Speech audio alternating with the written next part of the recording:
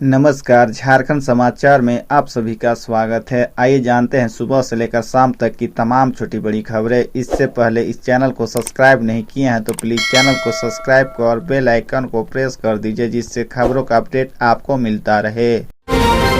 खुशखबरी, पारा शिक्षकों के 2601 पदों की नियुक्ति प्रक्रिया शुरू। नियुक्ति नियमावली में संशोधन के बाद झारखंड कर्मचारी चयन आयोग ने राज्य के प्राथमिक और उच्च प्राथमिक स्कूलों में सहायक शिक्षकों के 2601 पदों पर नियुक्ति की प्रक्रिया शुरू करते हुए बुधवार को विज्ञापन जारी कर दिया है। इन पदों पर नियुक्ति झारखंड प्रारंभिक शिक्षक संयुक्त प्रतियोगिता परीक्षा 2023 के माध्यम से होगी। परीक्षा में शामिल होने के लिए ऑनलाइन आवेदन 8 अगस्त से भरे जाएंगे। पद जिलावार और विषयवार निर्धारित किए गए हैं। इन पदों पर नियुक्ति के लिए अन्य योग्यता के अलावा शिक्षक पात्रता परीक्षा उत्तीर्ण होना अनिवार्य किया गया है। झारखंड में सीएम मेगा छात्रवृत्ति के लिए विद्यार्थी आवेदन नहीं जमा कर रहे हैं। पिछले 3 माह से आवेदन जमा लिया जा रहा है। इसके बाद भी अब तक लक्ष्य से लगभग 1.5 लाख कम आवेदन जमा हुए हैं। झारखंड एकेडमिक काउंसिल जेक अब तक 3 बार आवेदन जमा करने की तिथि बढ़ा चुका है। 18 जुलाई को फॉर्म जमा करने की अंतिम तिथि थी, जिसे फिर बढ़ाया जा सकता है। अब तक लगभग 50,000 आवेदन जमा हुए हैं, जबकि आवेदन जमा होने का लक्ष्य 2 लाख है। सीएम मेगा छात्रवृत्ति परीक्षा में शामिल होने के लिए विद्यार्थी का 7वीं की परीक्षा 55 अंक से पास होना अनिवार्य है। राज्य में प्रति वर्ष लगभग 5.50 लाख विद्यार्थी 7वीं की परीक्षा पास करते हैं। इनमें से 2 लाख विद्यार्थियों के आवेदन जमा करने का लक्ष्य है। इस वर्ष अब तक पिछले वर्ष से भी कम आवेदन जमा हुए हैं। पिछले वर्ष 75,000 विद्यार्थियों ने आवेदन जमा किया। गुमला के बिशुनपुर में लोहरदगा के 2 युवकों का मिला शव, प्रेम प्रसंग में हत्या की आशंका। गुमला जिला अंतर्गत बिशुनपुर थाना के सखुआ टोली पहाड़ के तराई स्थित झाड़ी से बिशुनपुर पुलिस ने बुधवार को 2 युवकों का शव बरामद किया है। मृतकों में लोहरदगा जिला के भंडारा थाना स्थित बेदाल गांव निवासी परमेश्वर ठाकुर 35 वर्ष और सुख सागर साहू 34 वर्ष हैं। दोनों युवकों को लाठी डंडे से बुरी तरह पीटा गया है। सिर पर गोली मारने का भी निशान है। दोनों युवक रविवार से लापता थे। बताया जा रहा है कि ये दोनों युवक भंडारा से बाइक से बिशुनपुर के सखुआ टोली गए थे। इसके बाद दोनों की हत्या हो गई। पुलिस ने दोनों शवों को बरामद कर पोस्टमार्टम के लिए सदर गुमला भेज दिया। थानेदार कुंदन कुमार ने बताया कि उक्त दोनों युवक लोहरदगा जिले के हैं। दोनों शवों की पहचान मृतक के परिजनों द्वारा की गई है। दोनों युवक रविवार को अपने घर से निकले थे और लौटकर घर नहीं पहुंचे, जिसके उपरांत परिजनों ने भंडारा थाना में गुमशुदगी का मामला दर्ज कराया था।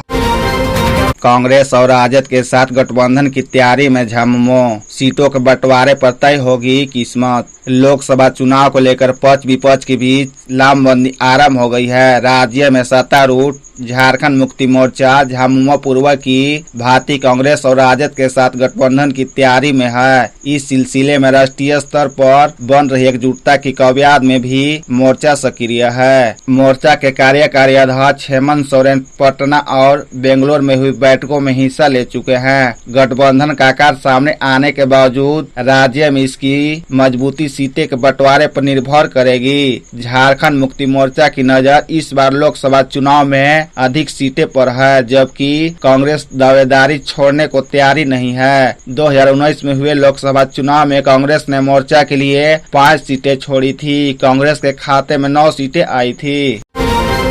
24 पुलिस पदाधिकारियों को आईपीएस में मिली प्रोन्नति। सरोजिनी लकड़ा समेत इनको मिला झारखंड कैडर। झारखंड के 24 पुलिस पदाधिकारियों को भारतीय पुलिस सेवा आईपीएस प्रोन्नति मिल गई है। इनके साथ ही झारखंड को 24 नए आईपीएस मिल गए हैं। झारखंड सरकार ने वर्ष 2017, वर्ष 2019 और वर्ष 2020 में इन पदाधिकारियों को प्रोन्नति देने की सिफारिश भारत सरकार से की थी। भारत सरकार ने इन सभी को आईपीएस कैडर रूल्स 1994 के तहत आईपीएस में प्रोन्नत करने के प्रस्ताव को मंजूरी दे दी है। जिन लोगों को IPS बनाया गया है उनमें सरोजिनी लाकड़ा भी शामिल है। सरोजिनी लाकड़ा इस वक्त खेल विभाग के निर्देशक हैं। वर्ष 2017 में ही उनके नाम की अनुशंसा की गई थी। वर्ष 2017 में जिन लोगों के नामों की अनुशंसा की गई थी उनमें MA लड़ायका, संदीप अनवर रिजवी, अरविंद कुमार सिंह, विकास कुमार पांडे और विजय आशीष कुजूर शामिल हैं। रघुवर दास ने पटना लाठीचार्ज की जांच रिपोर्ट सौंपी, कहा राज्य प्रायोजित थी हिंसा, हो CBI जांच। पटना में भारतीय जनता पार्टी भाजपा कार्यकर्ताओं एवं नेताओं पर लाठीचार्ज को रघुवर दास की अगुवाई वाली समिति ने अपनी जांच रिपोर्ट सौंप दी है। झारखंड के पूर्व मुख्यमंत्री सह भाजपा के राष्ट्रीय उपाध्यक्ष रघुवर दास ने लाठीचार्ज को राज्य प्रायोजित हिंसा करार दिया। साथ ही उन्होंने मांग की कि इन हिंसा केंद्रीय अन्वेषण ब्यूरो CBI से जांच कराई जाए। रघुवर दास ने बुधवार 19 जुलाई को अपनी रिपोर्ट भाजपा के राष्ट्रीय अध्यक्ष जगत प्रकाश नायडू जयपुर नायडू को सौंपी। नई दिल्ली में भाजपा के राष्ट्रीय अध्यक्ष को जो रिपोर्ट जांच कमेटी के संयोजक रघुवर दास ने सौंपी है उनमें कहा गया है कि पटना में लोगों और कार्यकर्ता से बात करने के बाद एक चीज बिल्कुल स्पष्ट हो गई है कि उस दिन की घटना राज्य प्रायोजित हिंसा का हिस्सा था। 3 राज्यों को पुलिस ने देवघर में की छापेमारी, भनक लगते ही फरार हो गए साइबर आरोपी। देवघर के मोहनपुर थाना क्षेत्र के मोरने गांव में महाराष्ट्र पुलिस और खरगडीहा व घोरमरा गांव में यूपी की साइबर पुलिस ने छापेमारी की। इस दौरान पुलिस के आने की भनक लगते ही सभी आरोपी फरार हो गया। इसके अलावा राजस्थान पुलिस भी साइबर आरोपी की तलाश में जसीडीह पहुंची थी। इस संबंध में महाराष्ट्र पुलिस के अधिकारी शकील खान ने बताया कि साइबर पुलिस स्टेशन बुल्ढाना में एक व्यक्ति ने 1,80,000 रुपए की साइबर ठगी का मामला दर्ज करवाया है। उन्होंने बताया कि बैंक अधिकारी बनकर साझे में लिया और साइबर ठगी की गई। साइबर ठगी करने वाले की पहचान उसके बैंक अकाउंट व मोबाइल नंबर के जरिए की गई है। छापेमारी करने गए तो आरोपी घर से फरार हो गए थे। वही मोहनपुर थाना प्रभारी प्रेम प्रदीप ने बताया कि यूपी पुलिस ने घोरमरा गांव के विनोद मंडल व खरगडीहा गांव के निरंजन मंडल की गिरफ्तारी के लिए छापेमारी की।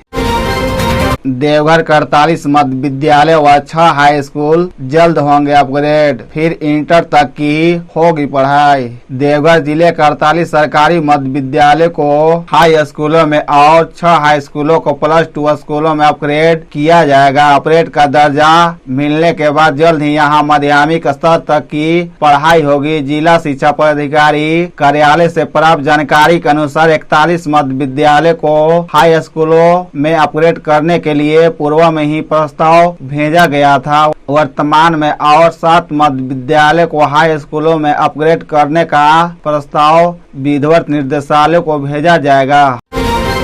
CM सोरेन के डुमरी पहुंचने से पहले बदमाशों ने कर दी ओछी हरकत, फाड़े बैनर पोस्टर। मुख्यमंत्री हेमंत सोरेन ने बुधवार की दोपहर 1 बजे डुमरी के बी हाई स्कूल के मैदान में आयोजित परिसंपत्ति वितरण समारोह में भाग लेने वाले हैं। इनके अलावा करोड़ों की योजनाओं का उद्घाटन और शिलान्यास भी करेंगे। इसकी तैयारी प्रशासन कई दिनों से जुटा है। इस बीच कार्यक्रम से 12 घंटा पहले असामाजिक तत्वों ने डुमरी बेरमो पथ के किनारे लगे मुख्यमंत्री के पोस्टर और बैनर को फाड़ दिया है। मंगलवार रात की इस घटना से प्रशासन सख्ते में है। उग्रवाद प्रभावित डुमरी के घुटवाली क्षेत्र में CM के 1-2 नहीं बल्कि कई पोस्टरों बैनरों को फाड़ा गया है। पोस्टर बैनर फाड़ने की सूचना पर अधिकारी पहुंचे और पूरे मामले की जांच शुरू कर दी है। DC नमन प्रियेश लाकड़ा ने डुमरी SDM प्रेमलता मुर्मू SDPO मनोज कुमार से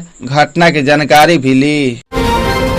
प्रवासी मजदूरों के हित में काम कर रही झारखंड सरकार, महाराष्ट्र में खुलेगा सेंटर, हेमंत सोरेन। झारखंड के मुख्यमंत्री हेमंत सोरेन ने गिरिडीह के डुमरी क्षेत्र में 79,381.621 लाख रुपए की लागत वाली 188 योजनाओं की सौगात गिरिडीह वासियों को दी है। इस दौरान कार्यक्रम में 15,000 लाभुकों के बीच परिसंपत्तियों का वितरण किया गया। इस मौके पर CM ने कहा कि आपकी उम्मीदों और आकांक्षाओं को पूरा करने के लिए राज्य सरकार प्रतिबद्ध है। यह सरकार हर किसी की बात सुनती है और उनका समाधान करती है। सरकार जनता के साथ लगातार संवाद कर रही है। मैं भी लगातार क्षेत्र भ्रमण कर रहा हूं ताकि योजनाओं की जमीनी हकीकत के साथ आपकी समस्याओं को जान और समझ सकूं।